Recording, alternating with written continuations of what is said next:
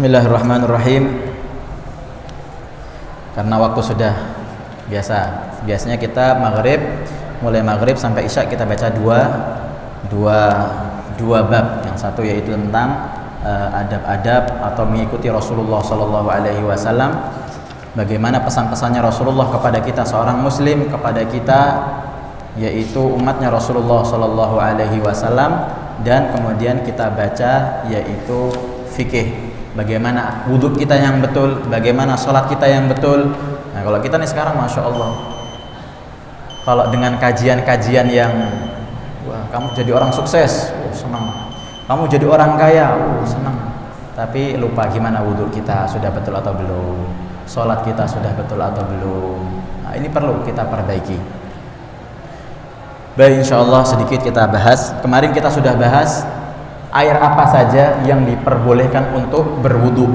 Air apa saja yang dibolehkan untuk berwudu, ini sudah kita bahas. Insya Allah kali ini kita akan sedikit bahas tentang masih dalam bab yang sama, yaitu air yang dibolehkan untuk berwudu.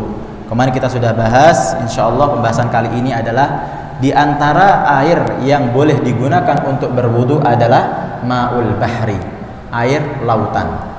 Air lautan boleh kita gunakan untuk berwudu. Katakan ketika kita hendak mau pulang khidmat kepada orang tua kita di luar pulau, kita naik kapal, boleh kita wudu dengan air yang ada di laut tersebut.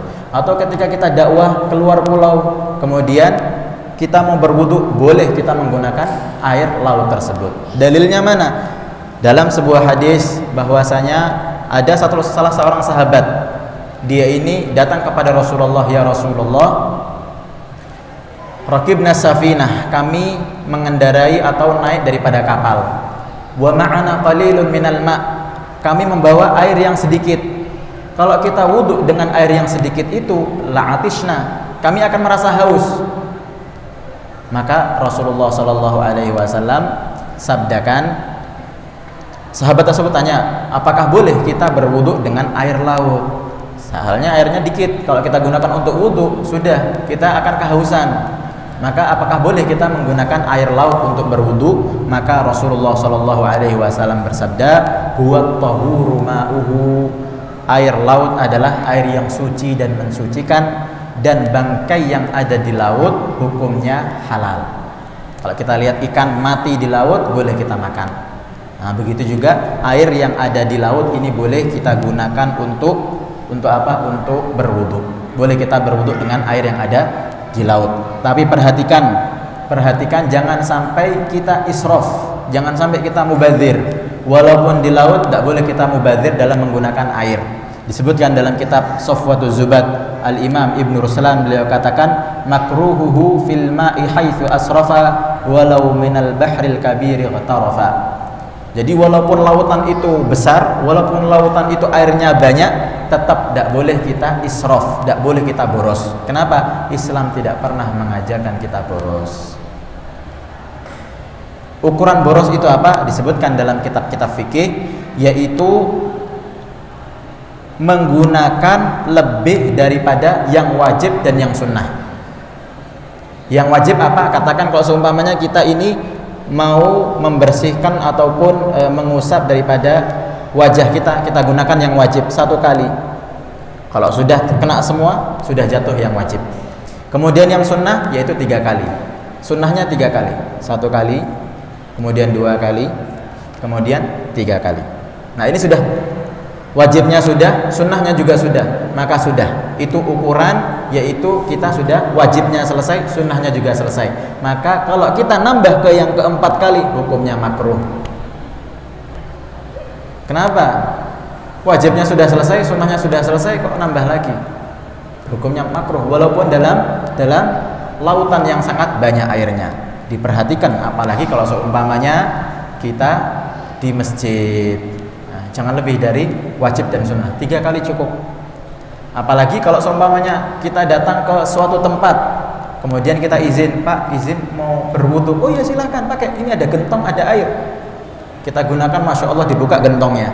Kemudian kita berwudu, wajibnya selesai, sunnahnya selesai 3 kali. Terlalu ngecus atau gimana, ambil lagi. 4, 5, 6. Akhirnya gentongnya Kita wudhu, air gentongnya habis. Orang setelah kita mau wudhu tidak ada air. Nah, jadi israf yang namanya boros selalu tidak diperbolehkan. Jadi kembali bahwasanya air yang termasuk boleh untuk kita gunakan untuk berwudu adalah air laut. Tapi diperhatikan jangan sampai kita boros dalam menggunakan air tersebut.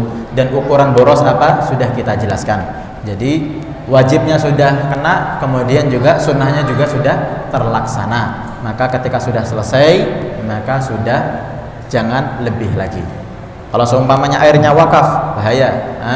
Haram kalau kita lebih daripada yang kebutuhannya. Kalau seumpamanya air itu di laut masih makruh hukumnya. Tapi kalau seumpamanya air itu milik orang, melebihi tidak boleh. Tamam. Baik, insyaallah karena waktu sudah selesai, semoga Allah Subhanahu wa taala selalu istiqomahkan kita dan semoga ibadah kita semakin hari semakin baik. Jangan sampai ibadah kita hidup bertahun-tahun tapi ibadah kita masih salah-salah. Makanya di mana ada kajian ilmu datangi. Di mana ada membaca daripada ilmu didatangi. Agar supaya apa? Agar supaya sholat kita, wudhu kita semakin hari semakin baik. Dan orang kalau sudah setiap hari wudhunya betul, wudhunya sesuai Rasulullah SAW, maka hidupnya akan indah, hatinya akan adem. Kenapa? Karena dia selalu membasahi wajahnya. Maka akan menjadikan dingin. Jangan wudhu tergesa-gesa. Tergesa-gesa wudhu, akhirnya tidak tahu sudah kena atau belum. Kalau wudhu kita tidak sah, otomatis sholat kita tidak sah. Jadi diperhatikan, jadi penting. Semoga Allah Subhanahu wa taala berikan kefahaman untuk kita, dan semoga Allah Subhanahu wa taala selalu istiqomahkan kita, dan semoga Allah Subhanahu wa taala selalu berkahi kita dan jadikan kita termasuk orang-orang yang mendekatkan diri kepada Allah dan termasuk orang yang dijamin ataupun diberi kabar gembira agar supaya kita semua termasuk ahli surga. Amin Allahumma amin. Kita tutup dengan doa kifaratul majlis. Subhanakallahumma bihamdika asyhadu an la ilaha illa anta astaghfiruka wa atubu ilaik. Wassalamualaikum warahmatullahi wabarakatuh.